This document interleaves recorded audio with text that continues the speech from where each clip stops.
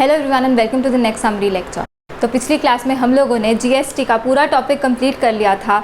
आज हम लोग रिवाइज करेंगे पूरा ही कॉन्सेप्ट जीएसटी का। तो सबसे पहले हम लोगों ने सीखा था कि टैक्स क्या होता है। तो tax is a fee which is charge by the government. Government अपनी एक्टिविटीज़ को रन करने के लिए जो भी उसके पास पैसा आता है वो कैसे आता है, वो हम लोगों से चार्ज करती होती है एक फ़ी, जिसको हम लोग बोलते होते हैं टैक्स। अब ये फ़ी ये चार्ज कैसे करती है, दो तरीके हैं इसके पास, जो कि है एक तो डायरेक्ट तरीका और दूसरा इसके पास है इनडायरेक्ट तरीका। अब क्योंकि दो तरीके हैं गवर्नमेंट के पास हम लोगों से टैक्स चार्ज करने के, तो जो टैक्स हैं वो भी कितने तरीके के हैं, दो तरीके के होते हैं। पहला होता है डायरेक्ट टैक्स और दूसरा होता है इनडायरेक्ट टैक्स। तो डायरेक्ट टैक्स वो टैक्स होता है, उसके नाम में ही लिखा हुआ है direct tax. It is that tax which is paid by the person on हुम इट इज़ इम्पोज्ड। जिसके ऊपर वो टैक्स पे करने का बर्डन है, उसी ने उसको आगे चल के पे करना होता है। इसका मतलब क्या बना, जो भी इनकम्स एक इंडिविजुअल कमाता है या जो भी प्रॉफिट्स एक बिजनेस एंटरप्राइज कमाता है,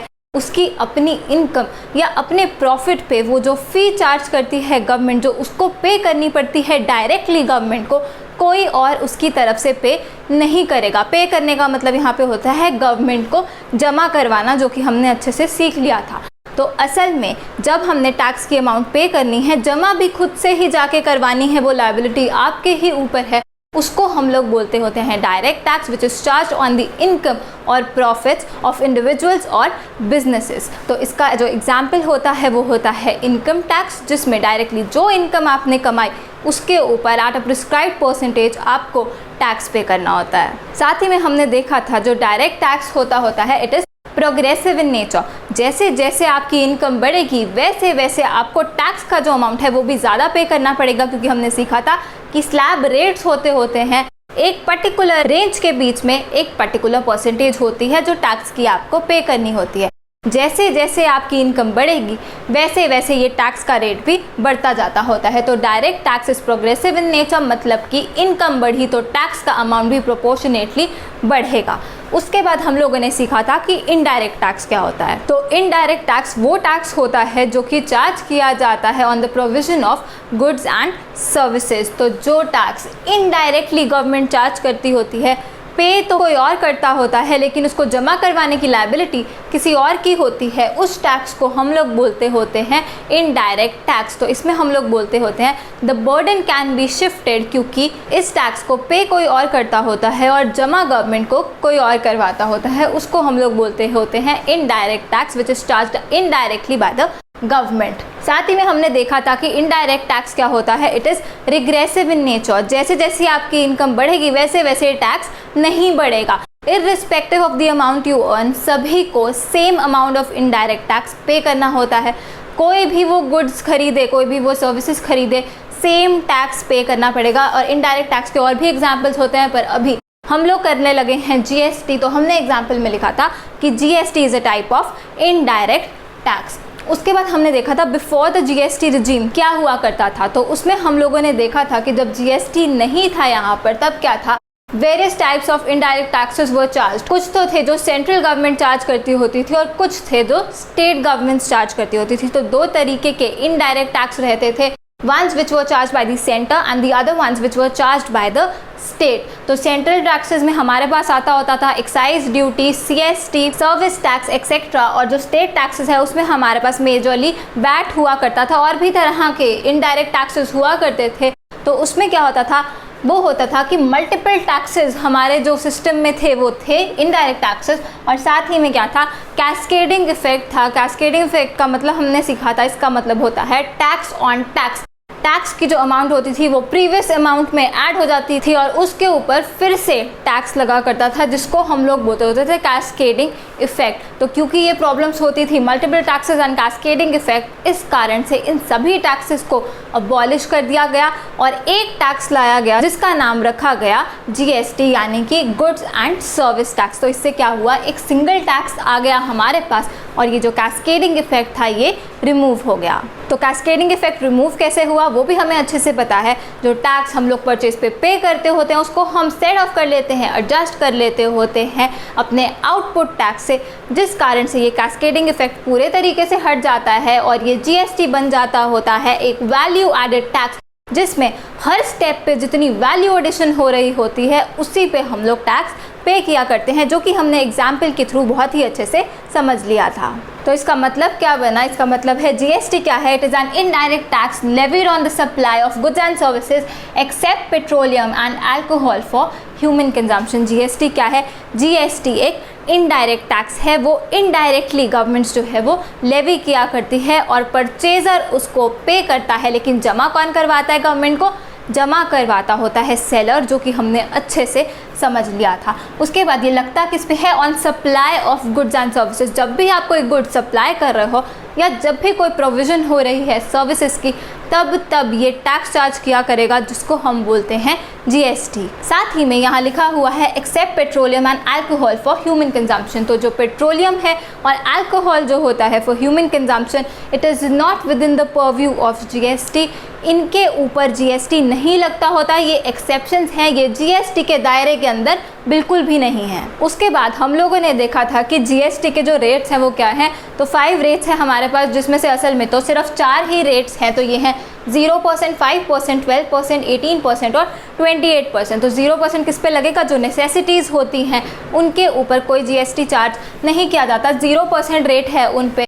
और जनरली जो रेट लगता है वो 12% लगता है, और ऐसे ही जो लग्जरी आइटम्स होती हैं उनके ऊपर हाईएस्ट रेट लगता होता है, जो कि है 28%। लेकिन समझने वाली बात यहाँ पर क्या है? समझने वाली बात ये है, चाहे आपकी इनकम बहुत कम है, चाहे आपकी इनकम बहुत ज़्यादा है, क्या ये रेट चेंज होगा जीएसटी का? नहीं, ये जीएसटी का रेट चेंज नहीं होगा। इसीलिए हम बोलते होते हैं कि indirect taxes regressive in nature. सभी को इक्वल अमाउंट ऑफ टैक्स पे करना पड़ेगा अगर आपने वो वाली गुड्स एंड सर्विसेज खरीदी हैं। उसके बाद हम लोगों ने देखा था जो सप्लाई होती है वो कितने तरह की होती है। तो 2 तरह की हो सकती है हमारी सप्लाई। पहली होती है इंट्रा स्टेट, दूसरी होती है inter state. Intra state supply वो सप्लाई होती है which happens with in the same state. एक ही स्टेट के अंदर वो परचेज और सेल पूरे तरीके से ख़त्म हो गई, परचेजर भी वही है, सेलर भी वही है, तो उसको हमने क्या बोला? इंट्रा स्टेट सप्लाई बोला। With in the same state वो सप्लाई हुई है। वेयर एज जो सप्लाई हुई बिटवीन 2 डिफरेंट स्टेट्स या फिर इंपोर्ट हुआ या एक्सपोर्ट हुआ, उसको हम लोग क्या बोलते हैं? उसको हम लोग बोलते होते हैं इंटर स्टेट सप्लाई, मतलब outside the boundaries of a particular state. साथ ही में हमने देखा था जब इंट्रा स्टेट सप्लाई होगी, मतलब जब विद इन द स्टेट वो सप्लाई हो रही है, तब क्या चार्ज करना है? 2 टैक्स चार्ज करते होते हैं जो इक्वल अमाउंट के होते हैं, रेट उनका सेम होता है, जिसको हम लोग बोलते हैं CGST, जो कि होता है central goods and services tax, और SGST जो कि होता है state goods and service tax. तो 2 टैक्स चार्ज होने वाले हैं इन case of intra state supply, CGST और SGST। साथ ही में ये SGST की जगह UTGST भी चार्ज हो सकता है इन केस ऑफ यूनियन टेरिटरीज। अब हमें अच्छे से पता है CGST, SGST का जो रेट होता है वो हमेशा इक्वल होता है। तो फॉर एग्जाम्पल अगर हमें 12% रेट दिया हुआ है, तो इसका मतलब क्या है? आधा CGST है, आधा SGST है। तो 6% CGST है, 6% SGST है। अगर 18% रेट है तो 9% CGST, 9% SGST। फिर हमने देखा था कि अगर हमारा जो केस है वो इंटर स्टेट सप्लाई का है, तो इंटर स्टेट सप्लाई में क्या होगा? तब हमने चार्ज करना है IGST, जिसका मतलब है integrated goods and services tax. इसका मतलब क्या है? बस एक ही टैक्स चार्ज होगा। तो अगर हमें रेट दिया हुआ है 18%, तो 18% ही डायरेक्ट हमारा IGST बनता होता है। उसके बाद हम लोगों ने देखा था कि जो CGST प्लस SGST होता है that is equal to IGST, जो कि ऑब्वियस सी बात है, क्योंकि अगर ये टोटल रेट ही IGST होता है तो जब इसको 2 पार्ट्स में डिवाइड कर दिया जो कि इक्वल होते हैं, उसी को तो हम लोग CGST और SGST बोलते हैं। तो CGST प्लस SGST वो क्या होता है? वो होता है IGST। उसके बाद हम लोगों ने देखा था मेन कॉन्सेप्ट हमारा GST का, जो कि कैसे चलता होता है। सबसे पहले जो परचेज करेगा गुड्स या फिर सर्विसेज को, वो क्या करता है? वो GST पे करता होता है। हमेशा ये जो GST है परचेजर ने ही पे करना होता है। तो अब ये जो GST पे करते हैं इसको हम लोग बोलते होते हैं इनपुट टैक्स। तो जब हम लोग परचेज करेंगे तब वर्ड क्या यूज़ होना है? हमेशा इनपुट वर्ड यूज़ होता है। और साथ ही में हमने देख लिया था 2 चीज़ें देखनी होती है हमने। पहली चीज़ देखते हैं परचेज किया कि सेल किया। जब परचेज करते हैं इनपुट वर्ड यूज़ करते हैं, जब सेल करते हैं आउटपुट वर्ड यूज़ करते हैं। उसके बाद हम लोग देखते होते हैं कि वो जो ट्रांजैक्शन है वो इंट्रास्टेट है, इंटरस्टेट है। अगर इंट्रास्टेट होती है तो CGST, SGST या फिर UTGST, और अगर इंटरस्टेट होती है तो IGST वर्ड हम लोग यूज़ करते होते हैं, चाहे वो इनपुट हो चाहे वो आउटपुट हो। तो हमने देखा था GST पे किया तो वर्ड क्या यूज़ होना है, इनपुट टैक्स वर्ड यूज़ होना है। और हमने देखा था इनपुट टैक्स हमारे लिए एसेट होता है। क्यों एसेट होता है ये भी हमें अच्छे से पता है। इस इनपुट टैक्स को हम एडजस्ट कर लेते होते हैं अपनी GST की लायबिलिटी निकालते वक्त, मतलब कि हम माइनस कर लेते होते हैं उस अमाउंट में से जो हमने एक्चुअल में पे करनी होती है गवर्नमेंट को। और क्योंकि हम ऐसा कर सकते होते हैं उससे हमारी लायबिलिटी कम होती है, तो ये क्या होता है, हमारे लिए एसेट होता है इनपुट टैक्स। फिर हमने देखा था जब जब हम सेल करेंगे तो क्या होगा, हम GST रिसीव करेंगे। अब ये GST रिसीव तो कर लेंगे, पर क्या ये हमारी इनकम है? नहीं, इनकम नहीं है, ये हमारे लिए लायबिलिटी है, क्योंकि हमने इसको जमा करवाना होता है गवर्नमेंट को। हमेशा सेलर ही जमा करवाता होता है। तो इसलिए ये जो आउटपुट टैक्स होता है, B it output CGST, SGST या फिर आउटपुट IGST, ये हमेशा क्या होगा, it is always a liability. तो फिर हमने देखा था जब हम इसको नेट कर लेते होते हैं, लायबिलिटी में से ये एसेट माइनस कर देते होते हैं, तो हमारा निकल जाता होता है कि कितनी अमाउंट ऑफ GST हमने एक्चुअल में जमा करवाना है गवर्नमेंट को। अब क्योंकि हम ऐसा कर लेते होते हैं तो GST is a value added tax, only value addition पे हम लोग GST पे करते हैं। तो जब जब हमने GST की कैलकुलेशन करनी है तो वो हम लोग कैसे करते हैं, हमेशा आउटपुट टैक्स में से हम लोग इनपुट टैक्स माइनस करते होते हैं, और फिर हमारे पास निकल जाता होता है जितना हमने GST पे करना है गवर्नमेंट को, वो अमाउंट हमारे पास आ जाती होती है। आउटपुट टैक्स वो लायबिलिटी है जो हम लायबल हैं गवर्नमेंट को जमा करवाने को। इनपुट टैक्स वो एसेट है जो हम लोग यूटिलाइज कर सकते हैं इस लायबिलिटी को सेटल करने के लिए। तो इस आउटपुट टैक्स में से हम इनपुट टैक्स माइनस करते हैं। बैलेंस अगर पॉजिटिव बचता है, दो केस होंगे हमारे पास। अगर बैलेंस पॉजिटिव बचा, मतलब कि क्या, output tax is more than input tax. इसका मतलब क्या है, उतना आपने फिर भी पे करना है गवर्नमेंट को। आफ्टर एडजस्टिंग ये वाला एसेट इनपुट टैक्स, फिर भी कुछ पैसे आप लायबल हो देने को, तो उतने आप लोग पे कर देते हो गवर्नमेंट को वाया बैंक। और इन केस ये अमाउंट नेगेटिव आती है, जिसका मतलब क्या हुआ, input tax is more than output tax. आपका एसेट ज़्यादा है, आप ज़्यादा पे कर चुके हो ऑलरेडी, और आप लायबल कम पे करने को थे, तो वो जो आपका बैलेंस बच गया उसी को हम लोग बोलते होते हैं इनपुट टैक्स क्रेडिट, जिसको आप सेट ऑफ कर सकते होते हो। हमने सेट ऑफ वाला मैकेनिज्म भी सीख लिया था। फिर भी अगर कुछ बच जाता है होता है तो क्या होता है, it can be adjusted to calculate next period की अमाउंट। उसके बाद हम लोगों ने सीखा था GST का सेट ऑफ वाला मैकेनिज्म। तो उसमें हमने देखा था to pay IGST take credit from IGST, CGST, SGST। IGST की पेमेंट के लिए आप पहले IGST से क्रेडिट लोगे, उसके बाद CGST, उसके बाद SGST। मतलब कि IGST पे करने के लिए आप IGST भी यूज़ कर सकते हो, CGST भी और SGST भी। ऐसे ही अगर आपको CGST पे करना है तो to pay CGST take credit from CGST और IGST। अब CGST पे करना है तो सिर्फ CGST और IGST को ही आप यूज़ कर सकते हो, SGST को आप यूज़ नहीं कर सकते। और लास्ट में टू पे SGST आप लोग क्रेडिट ले सकते हो फ्रॉम SGST और IGST। मतलब कि सिर्फ SGST यूज़ कर सकते हो और IGST यूज़ कर सकते हो, जिसका मतलब क्या बनता है इस टोटल चीज़ का कि CGST, SGST आपस में सेट ऑफ बिल्कुल भी नहीं हो सकते। बाकी सारा जो क्रेडिट होता है वो हम ले सकते हैं। उसके बाद हम लोगों ने थ्योरी का पोर्शन कवर किया था, जिसमें हमने सीखा था सबसे पहले कैरेक्टरिस्टिक्स या फिर एडवांटेजेस या फिर ऑब्जेक्टिव्स ऑफ GST। कुछ भी आएगी सेम ही हमने लिखना है। तो पहला था it is a comprehensive indirect tax. सारे टैक्सेस को हटा कर क्या ले आए, एक कॉम्प्रिहेंसिव टैक्स ले आए हम, जिसका नाम है GST। उसके बाद यूनिफॉर्म रेट्स, नो मैटर आप कहाँ पर हो इस कंट्री में, यही वाले रेट्स हमेशा अप्लाई करेंगे।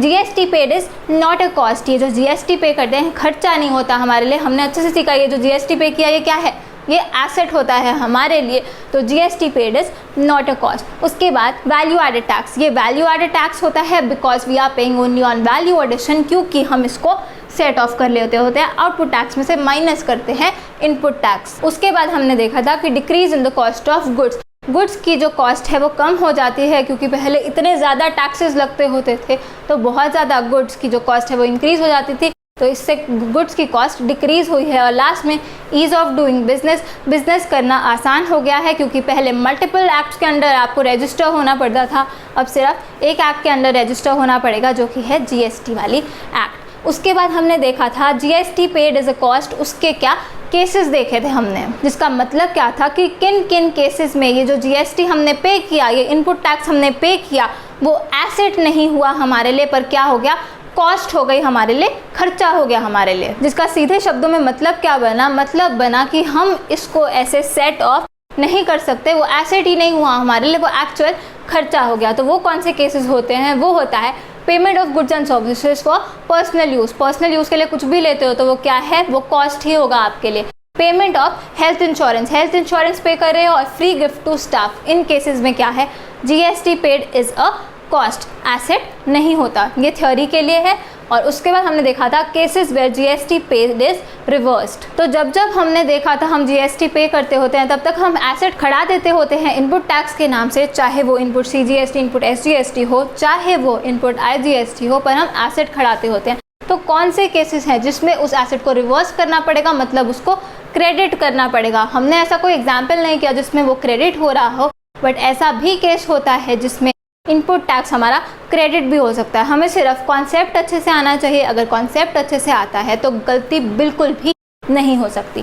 तो इसमें केसेस में क्या क्या है, पहला है परचेज रिटर्न। परचेज करते हैं हमेशा क्या, इनपुट टैक्स वाला एसेट खड़ा देते होते हैं, परचेज रिटर्न कर दी। जब परचेजेस की ही वैल्यू कम हो गई तो प्रोपोर्शनेटली जितना आपने इनपुट टैक्स पे किया वो भी आपका कम होगा, उसको भी आप लोग क्रेडिट करोगे। उसके बाद goods taken away by proprietor, वो ड्राइंग्स हो रही हैं तो उससे भी क्या होता है, गुड्स हमारे कम हो जाते होते हैं, परचेजेस हमारी कम हो जाती है। परचेजेस कम हुई, उसे डायरेक्टली रिलेटेड इनपुट टैक्स क्योंकि परचेज पे ही पे किया, उसे भी कम करते होते हैं, रिवर्स करना पड़ता है। फिर गुड्स लॉस्ट या stolen, destroyed, distributed as free samples या फिर गिवन अवे एज चैरिटी, जब भी परचेजेस के साथ कुछ भी होगा साथ ही में क्या होगा, ये इनपुट टैक्स भी प्रोपोर्शनेटली हमें रिवर्स करना पड़ेगा, क्योंकि इन केसेस में हमें परचेजेस को भी रिवर्स करना पड़ता है परचेज रिटर्न को लाकर। उसके बाद हम लोगों ने देखा था in case of sales return output GST is reversed. जब सेल्स रिटर्न होगी, जब सेल्स हुई थी क्या किया था, हमने लायबिलिटी खड़ी करी होती है आउटपुट जीएसटी के नाम से।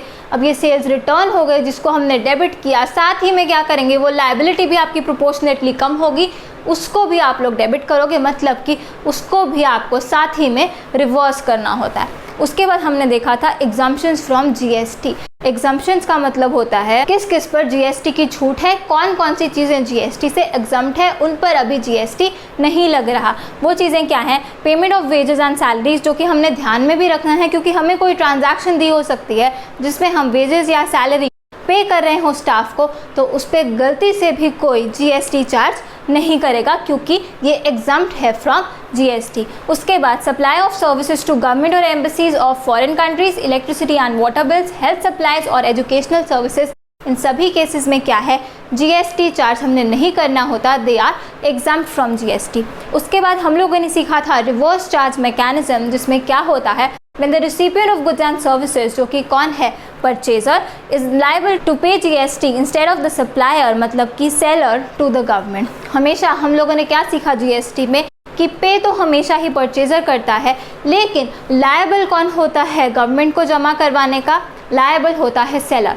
But in case of reverse charge mechanism पे तो परचेजर ही कर रहा है, लेकिन साथ ही में परचेजर ही उसको जमा भी करवाता होता है गवर्नमेंट को। तो ये डिफरेंस होता है नॉर्मल जो जीएसटी का मैकेनिज्म चलता है और रिवर्स चार्ज मैकेनिज्म में। इसका नाम ही रिवर्स चार्ज इसलिए है क्योंकि उल्टा मैकेनिज्म, एक्चुअल में क्या होता है, सेलर को जमा करवा कर आना होता है, but in case of reverse charge mechanism purchaser ही जमा करवा कर आएगा। तो इसके एग्जाम्पल्स में हमने देखा था purchase of goods and services by registered dealer from unregistered dealer. कोई रजिस्टर्ड डीलर अगर परचेज कर रहा है गुड्स या फिर सर्विसेज कोई अनरजिस्टर्ड डीलर से जो कि जीएसटी में रजिस्टर्ड नहीं है, तो वो रजिस्टर्ड डीलर को ही क्या करना पड़ेगा, जीएसटी खुद से जमा करवाना पड़ेगा। दूसरा हमने देखा था इंश्योरेंस कमीशन और फिर फी टू लॉयर्स। इन सभी केसेस में क्या है, रिवर्स चार्ज मैकेनिज्म अप्लाई करेगा।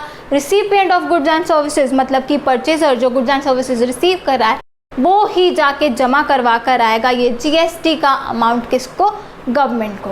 और साथ ही में लास्ट में हमने सीखा था कि GST is charge after deducting trade discount. पहले हम लोग ट्रेड डिस्काउंट, अभी तक क्वेश्चंस में इन्वॉल्व नहीं हुआ, आगे चल के होगा। तो जब भी हमारा ट्रेड डिस्काउंट दिया हुआ है पहले हम लोग अमाउंट में से, टोटल अमाउंट जो रहेगी उसमें से ट्रेड डिस्काउंट माइनस करेंगे और उसके बाद जो नेट अमाउंट होगी जो हम एक्चुअली लायबल हैं पे करने को, उसके ऊपर जीएसटी चार्ज होगा। क्योंकि ट्रेड डिस्काउंट क्या हमने जमा करवाना होता है, वो तो लायबल ही नहीं हम पे करने को, उतना तो हमें डिस्काउंट मिल गया है, तो नेट अमाउंट पे जीएसटी चार्ज होता है। तो इसी के साथ ये वाला समरी लेक्चर यहाँ पे ख़त्म होता है। आई होप सभी को जीएसटी का कॉन्सेप्ट बहुत अच्छे से समझ आ गया हो और सारे ही टॉपिक्स अकाउंट्स के आप लोगों को विद लॉजिक समझ आ रहे हो। अब नेक्स्ट समरी लेक्चर में हम लोग आगे का जो कॉन्सेप्ट है वो भी रिवाइज करेंगे, जो कि रहेगा अकाउंटिंग फॉर जीएसटी का। So thanks for watching. I'll see you in the next summary lecture. Keep smiling and keep learning. Bye bye.